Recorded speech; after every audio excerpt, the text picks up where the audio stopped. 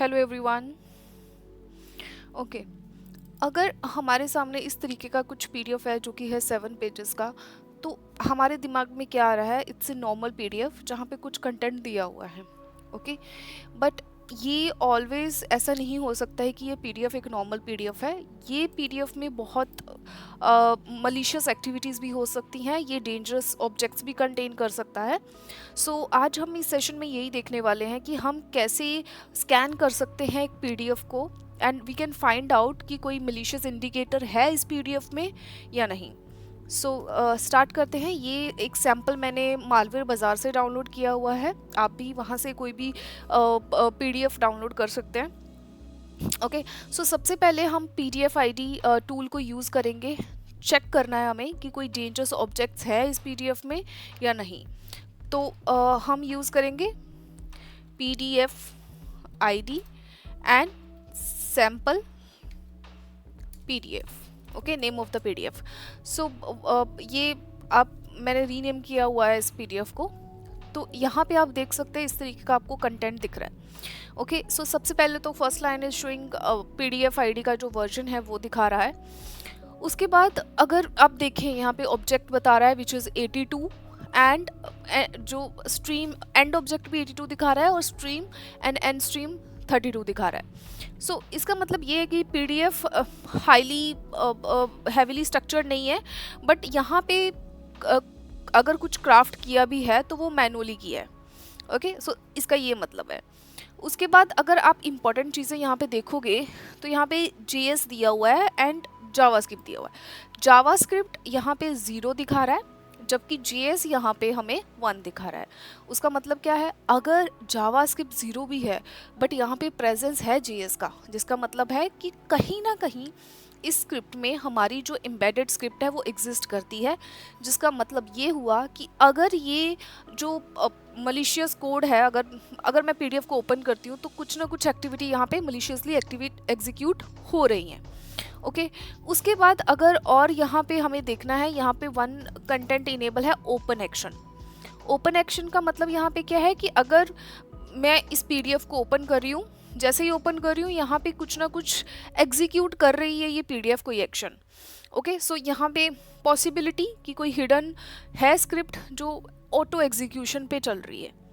Okay, उसके बाद और कोई इतना यहाँ पे इम्पोर्टेंट पैरामीटर नहीं है। It's clear like embedded file नहीं है, मतलब कोई भी एक्सटर्नल एग्जीक्यूटेबल या कोई भी यहाँ पे हमें पेलोड नहीं मिला है। इंक्रिप्शन भी नहीं है क्योंकि हमने ओपन किया, यहाँ पे किसी भी तरीके का कोई पासवर्ड नहीं था, जिसका मतलब बहुत क्लियर है कि यहाँ पे हम इसको इजीली देख सकते हैं, मतलब ओपन कर सकते हैं। There is a no restriction. अभी यहाँ पे मुझे JS मिला है, ओपन एक्शन मिला है and other parameter was enable on the start XREF। Okay, so हम क्या करते हैं, इन 2 पैरामीटर को यहाँ पे एनालाइज करते हैं। सबसे पहले हम ये देखते हैं कि क्या हम यहाँ पे जो JS का डेटा है वो एक्सट्रैक्ट कर सकते हैं कि नहीं। सो अगर मुझे यहाँ पे एक्सट्रैक्ट करना है जावास्क्रिप्ट का ऑब्जेक्ट, तो मैं यहाँ पे यूज करूँगी PDF पार्सर को। ओके, सो PDF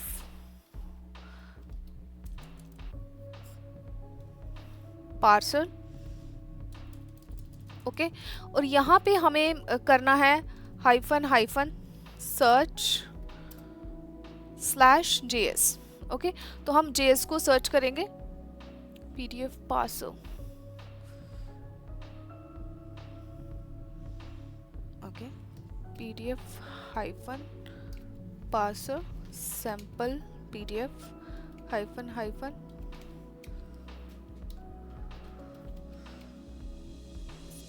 RCH/JS।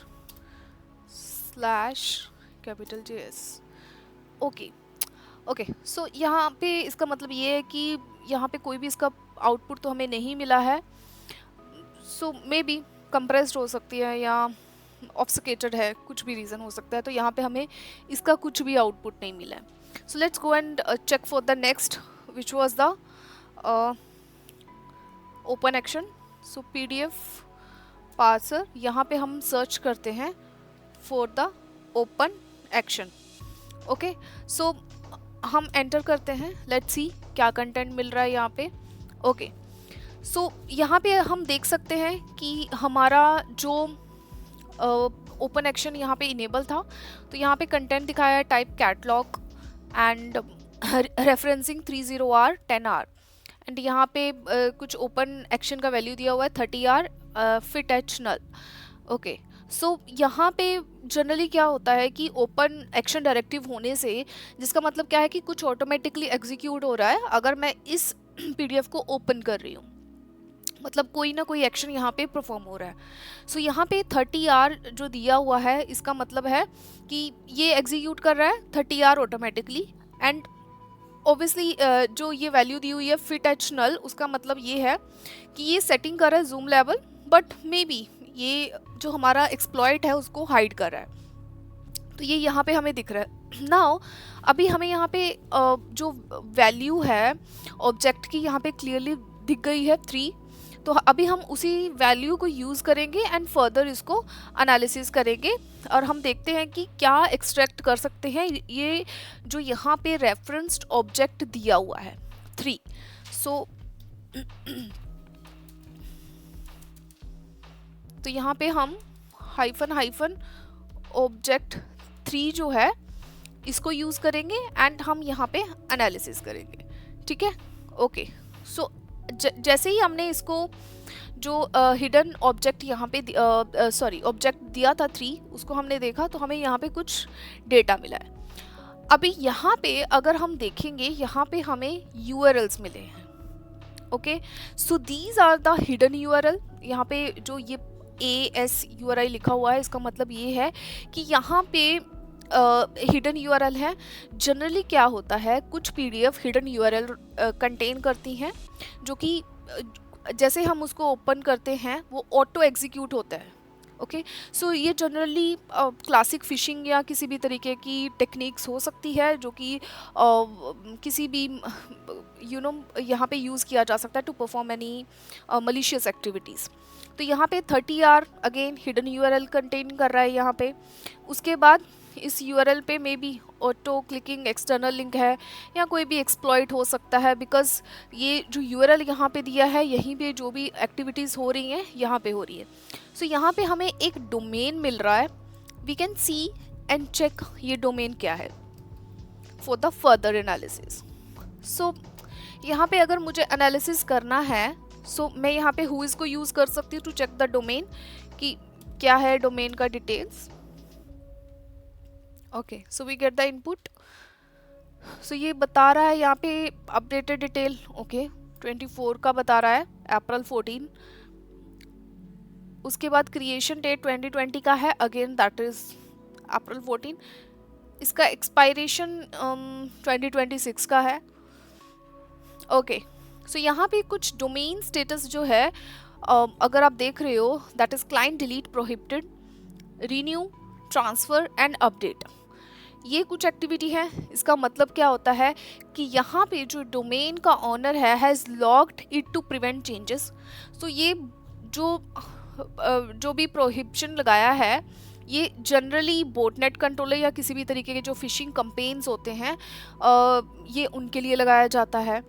उसके बाद अगर आप यहाँ पे देख पा रहे हो name server, so name server का यहाँ पे विक्स DNS दिया हुआ है, जिसका मतलब क्या है। ओके, ये कुछ फिशी हो भी सकता है बट जनरली जो टेम्पलेट होते हैं वो इजीली क्रिएट होते हैं ऑन विक्स पे, तो may be could be the reason यहाँ पे कुछ हो सकता है।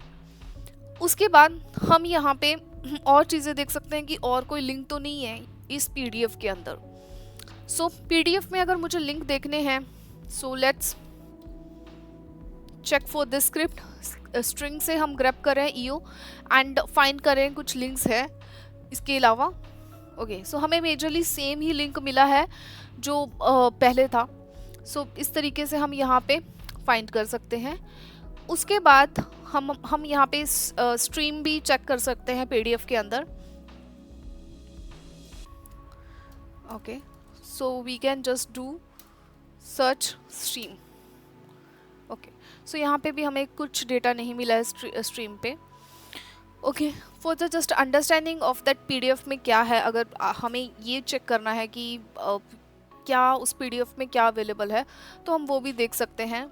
ये जो सब हम कर रहे हैं, these all are the statics assessment of that particular PDF. तो यहाँ पे हम देख सकते हैं पीडीएफ टू टेक्स्ट। तो ये कमांड है जिसके थ्रू हम पीडीएफ टू टेक्स्ट, ओके, तो ये कमांड से हम जो पीडीएफ का कंटेंट है वो एक्सट्रैक्ट कर सकते हैं and we can just read कि क्या है। कैट करते हैं एक्सट्रैक्टेड जो टीएक्सटी है।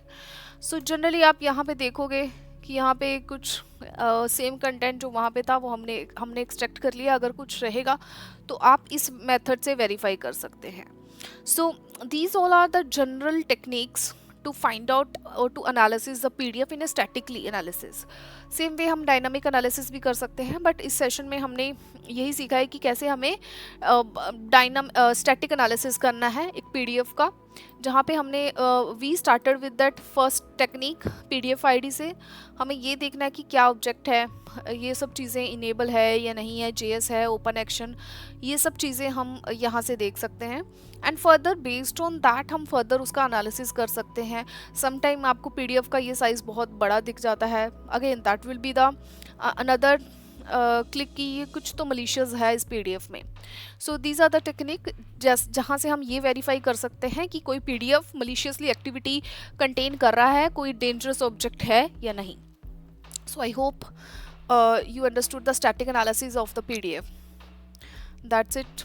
Thank you guys and Rab Rakha.